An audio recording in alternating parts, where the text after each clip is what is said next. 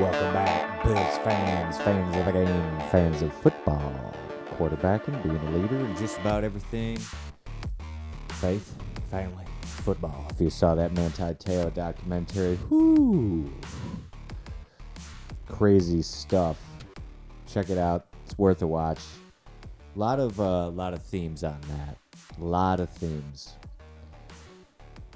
Someone you know will have been impacted by something to do with that story, which makes it a great story.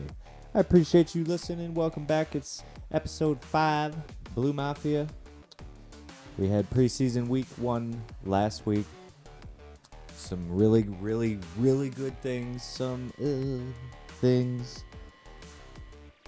We're going to break that down. You know what it is. Top of the morning. It's nighttime here in the Elmwood Village. We're shooting on a Friday because we got a 1 p.m. kickoff tomorrow, Saturday, out at Highmark Stadium. I'm going to give you some thoughts on the Broncos. I'm going to give you my thoughts on their new front men, Hackett and Wilson. I'm going to give you my arrow ups and arrows down, stock up, stock down on some of the guys on the Bills' depth from last week. I'm also going to break down what I'm going to be watching for Saturday. You know what it is. I'm going to give you what you need to keep your eyes on. Keep your eyes peeled out there on the field. And then I'm going to give you a little story to wrap it up. A little John Elway story. Some of you might have heard it before. A little story about Elvis and Elway. In one fan's nightmare. A young boy, myself. Give you a little story to wrap that one up. And then on the other side, we always talk a little bit of the drama, a little bit of the quarterbacks around the NFL, matchups, storylines. We're going to breeze through a little bit of the drama on the quarterback front. But then we got some exciting stuff. I'm going to give you 3 surprise teams. AFC, NFC. 3 teams on each side that people aren't really talking about, but I've seen some really good things in preseason already. Way too early. But I got those 3 surprise teams on the AFC NFC. Stick around. I appreciate you listening. BLEUMAFIA.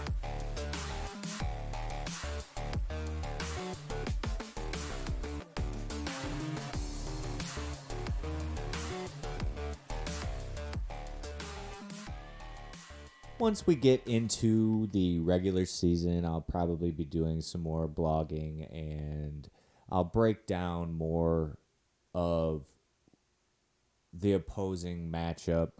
It's preseason. A lot of the starters aren't playing yet, so it's not like we can really game plan for the upcoming week with all of our main guys obviously resting and staying safe. But that doesn't mean we can't have a little bit of fun. Football is fun. And with that being said, one guy who likes to have a lot of fun, Nathaniel Hackett. An interesting piece of the puzzle in Denver. You have Russell Wilson obviously coming in. Let's ride. Some talented running backs, some talented receivers, good tight end. But Nathaniel Hackett comes in coming off of a relationship with Aaron Rodgers. Guy that likes to have a lot of fun. A lot of frisky fun in camp. It's unfortunate that Drew Lock didn't get to have some of that fun. Not having any fun last week was he last night. Drew Lock, that is. COVID. Seattle does not look great. Once again, too early to tell. But the Nathaniel Hackett and Russell Wilson thing is an interesting combination to me. And a lot of people are giving high hopes to this Denver team. Once again, we're not going to see too much in the preseason. But as we know, Russell Wilson takes everything seriously. He'll be out there in pregame warming up. So if you're going out there, get a look at him. Get a look at Russell Wilson. He's not that tall of a guy, but I think that the way that his ball flies through the air, He has such an interesting whip of that NFL Duke football. Never really seen a small guy be able to put as much spin rotation and sort of height and or touch control while maintaining that spiral from that height, from that short guy launch point. Super, super strong arm, but he's withering. He's withering like every NFL quarterback withers, and it's going to be really interesting to see what the Broncos do this year. Once again, it's preseason. We're mainly looking at depth again, but we had some really, really exciting things last week, some breakout stars, and we broke that down on our ArrowUp, ArrowDown. If you follow me at Jer7Reg. I'm going to go through them pretty quickly, but I'll sort of focus on a few here. Shakir, we talked about Shakir ahead of the pod early this year. In the first episodes, we were already on him, and he did more than impress. And quick shout out, he had his ankles properly spatted. And when a guy's got his ankles spatted at the skill position, you know he's a football player. So all signs point to yes on Shakir. Kaiir Elam, another guy, was sort of excited to see him, knowing we would probably go corner in the draft. He was the guy out of all of those top picks at where we were that I thought Bean would go after. And he did not disappoint. I already said, have the Elam Island shirts ready. I envision Wilson football, that blood red, scary but friendly face. Elam Island, baby, all day. What I wasn't expecting was Christian Benford. Everyone's talking about him in camp, but I liked what I saw, and I'm going to continue to watch him this week, and hopefully that continues, because I have faith that Elam's going to continue to trend upward. But a guy like Benford that's surprising like that, just exciting to watch for me personally. I don't know about you. Let me know. Let me know in the comments. Balin Spector, Inspector Gadget, Go Gadget Backer. I love this guy. Obviously, we have Taylor Matakevich. We have Predator, Tremaine Edmonds. But this Balin Spector, whew, my Coach Brusso-esque, famous Coach Brusso would say, very Brusso-esque. Spector was all over the field. He was a nutcase, under control nutcase, quick reads, little undersized, but not afraid to hit. Not a guy that you want to depend on this early in his career, but to see that sort of drive, intellect, football IQ, football desire, I like that guy. I think that he's got high potential, and I hope that we see him in a Bills uniform for a long time. Also, Blackshear, running back, my broski Ryan, he was high on him when we drafted him. He liked the pick. He remembered seeing him on some Virginia Tech football, and I also remembered him. I thought that he was outstanding. Ran really hard, and I think if he continues to run that way consistently and prove that he's going to be that type of player, then he's going to really knock on the door of guys like Zach Moss, who looked okay, not super fast. Didn't look like he was going to be getting any faster. And Duke Johnson is sort of on that bubble where Duke is not afraid to play special teams, but if you've got a young guy like Blackshear, I'm up on Blackshear for sure. Not a lot of arrows down, but Case Keenum definitely was somewhat of a disappointment. I thought that he looked comfortable initially, but the longer he was out there, the more he looked like the withered Drew Brees undersized quarterback that can't have the faith or desire to look past the check down receiver because he's probably thinking about life after football and doesn't want to be thinking about life after death. Keenum is late in his career. He knows how to protect himself. He knows that it's only preseason and it's not really worth it. You like to think that he would probably stick in there a little bit longer. But even when he was releasing the ball, it wasn't coming out extremely quick. So we'll keep our eye on that. But on the other side, Barkley looked really good, I thought. Hopefully we could see Barkley a little bit versus the twos. Tanner Gentry, friend of Josh Allen. I think that he'll probably make practice squad, but I wasn't extremely impressed. Kumaro, the bearded dragon, is he in trouble? He's going to need to do some things because that fumble didn't help his case. And there's a lot of young, small receivers that are becoming more and more of a threat in the NFL that is becoming more and more of a 7-on-7 flag football league with pads. Tenuta, see you tomorrow.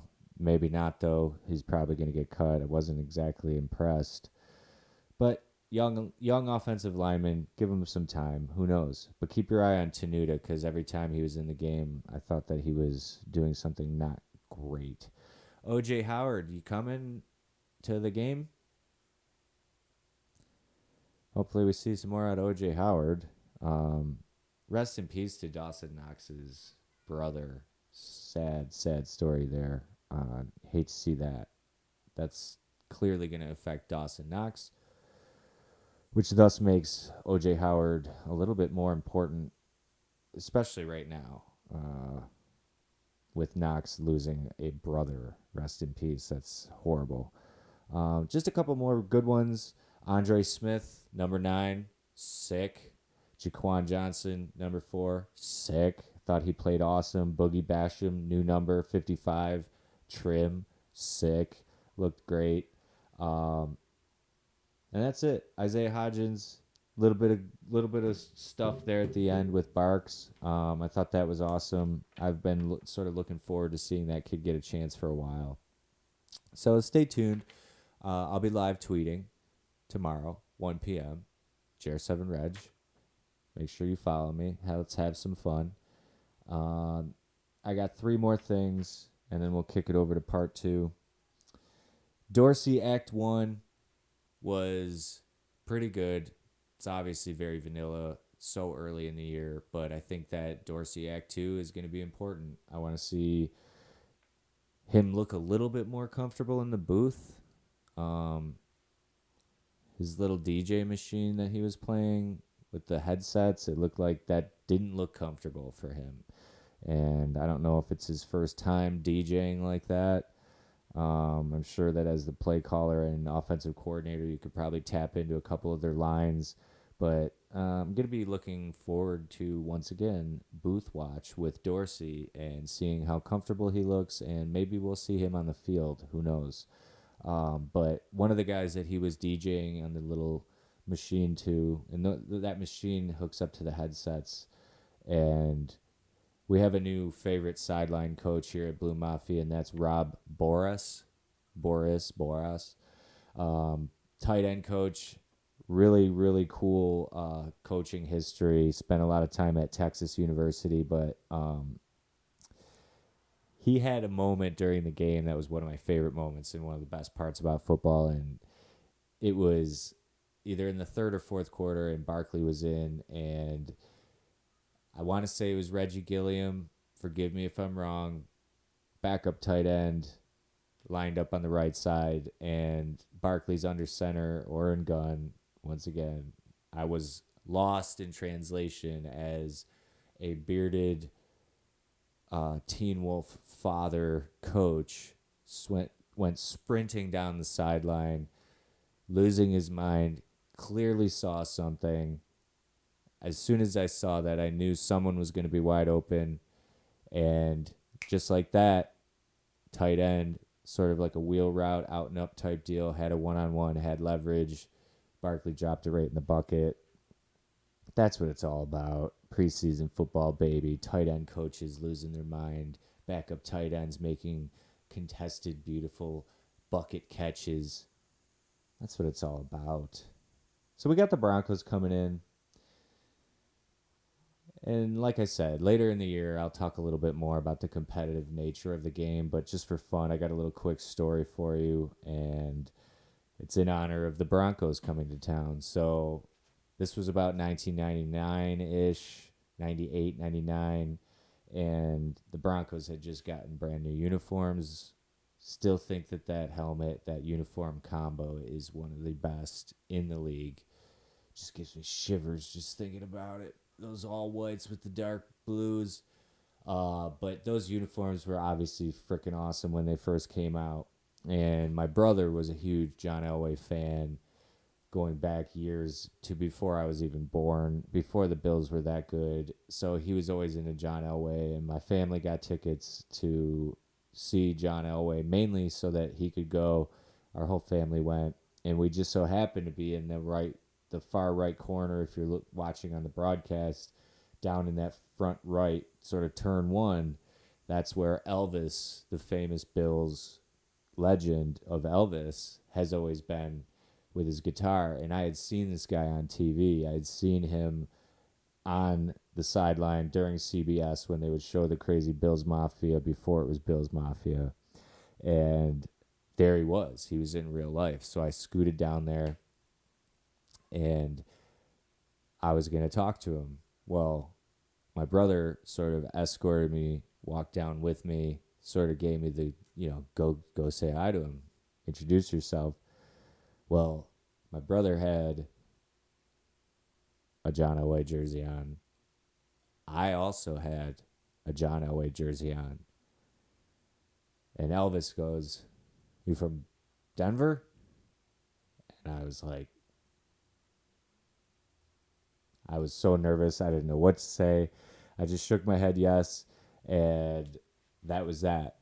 I ended up turning around, running back up to my mom and dad and telling them that I told Elvis that I was from Denver because I was too afraid to say, because I forgot that I had the opposing team's jersey on. So that's a lesson in early childhood Bills Mafia, surrounded by the debauchery that is then Rich Stadium, Ralph Wilson, New Era, and now Highmark Stadium. Thanks for listening, guys. I got the Buffalo Go General Buffalo Fanatics t-shirt, custom. Shout out. New stickers I saw 1-7 at Buffalo Go. We'll see you on the other side. NFL quarterbacks and surprise teams of 2022. Thanks for listening.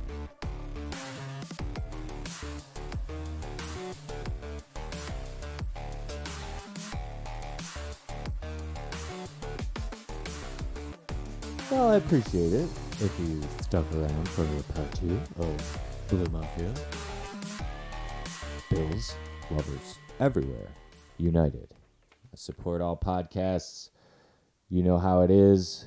If you've got a pod or a blog, we support that stuff. It's Friday Night Lights here. We're getting it in after work, putting in the work, getting the practice on the mic. Support all podcasts out there. Thanks for listening.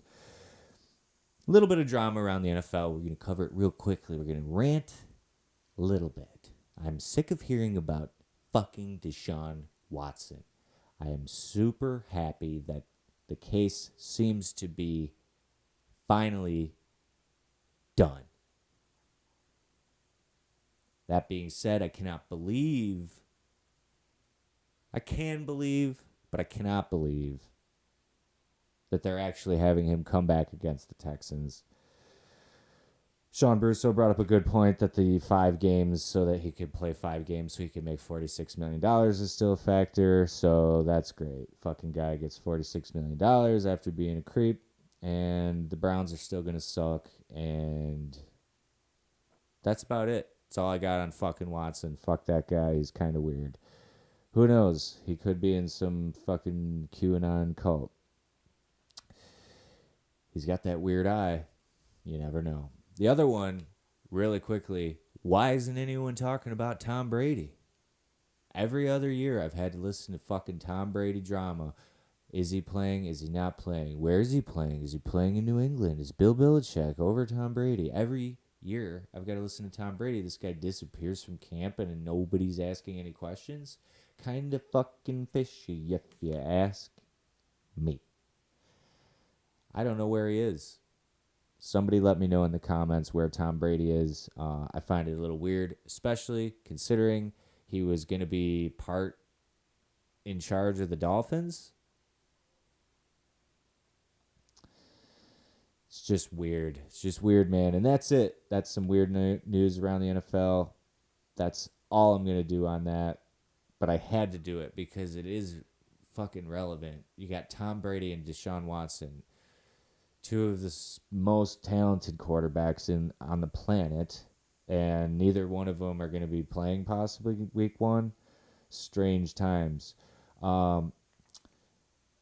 Quick shout out to Tyrod. He's going to get some burn with the ones, but I hope that Davis Webb gets some burn with the ones because, as I tweeted the other day, I think that he had more to do with Josh Allen's resurgence and ability to become more and more accurate, having thrown next to a fellow 6'5" lumberjack with a wicked pretty ball. I've always liked the way Davis Webb spins the rock. I think that he deserves a chance to play with the ones. And I think if Brian Dable is going to be successful, that he might have to play Davis Webb. So you heard it here first. Davis Webb's going to play for the Giants this year. I hope. Give him the freaking key. And without further ado, the Blue Mafia preseason prediction for the top 3 surprise teams in the AFC. Coming in at number 3, despite a almost earth-shattering knee injury, I still have the New York Giants as a surprise team for the 2022 season. And I just really like the way they drafted. As much as Saleh is like Vin Diesel, Fast and the Furious, I think he's got what it takes. He kind of reminds me of Sean McDermott, defensive-minded. Get him a quarterback, get him some sexy players on offense, and let him take care of the defense. I think the Jets are actually going to be pretty good, and I think Flacco has a little bit left. Number 2, Titans.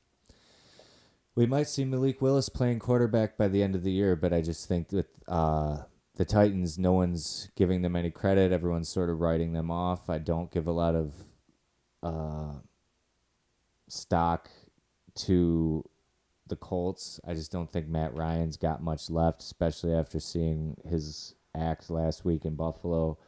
But I do think that the Titans are always going to have an opportunity to beat anyone with their running back, King Henry, and now having Hassan Haskins as a backup.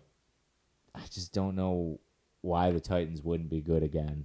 And then once again, this is sort of a surprise, but it shouldn't be. I have the Steelers as a surprise good team for 2022, which is so strange because they're obviously, Mike Tomlin, he's never been under 500, but I just think that from what I saw from Kenny Pickett and Mitch and Mason, doesn't matter who's going to play quarterback. They've got 3, and they all seem to be decent, good guys as far as getting along together. I think eventually Pickett will probably steal the crowd, hopefully steal a couple wins, but not against the Bills. So I got Jets, Titans, Steelers, surprise teams, possible playoff teams, all 3. And then over on the NFC, I got the Panthers at number 3. Baker Mayfield's a playoff quarterback. That's all I got to say about that. They've got some talent. They've got a coach that's fighting for his future. And they've got Baker Mayfield with a chip on his shoulder. And I just think it would be a big surprise. But to me, it's not a surprise. Hopefully, Christian McCaffrey can stay healthy for more than 6 weeks of the season. But I got the Panthers. Surprise, probable playoff team. It's a weird conference. Everybody ran away. What if Tom Brady doesn't play? Who wins that division? Marcus Mariota? Spencer Rattler? A.K.A. Desmond Ritter. I always get those two names mixed up. I was gonna include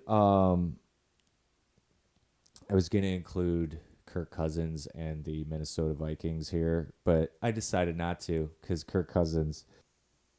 I am gonna include the Washington Football Redskin Commanders because even though Carson Wentz is a total dork, he is talented enough to fight his way through some battles, and I just think that the way Ron Rivera is in the sort of exorcism that football program has been through the last few years, I just don't think that the NFC, as much as the NFC West is tough, you got Aaron Rodgers, Tom Brady.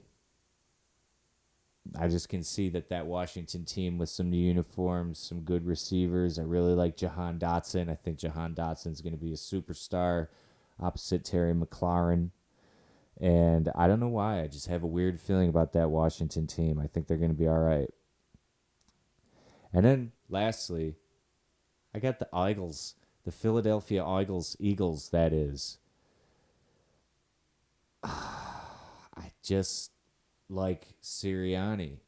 Western New York ties. His brother was at a few football camps that I was at. Southwestern football coach.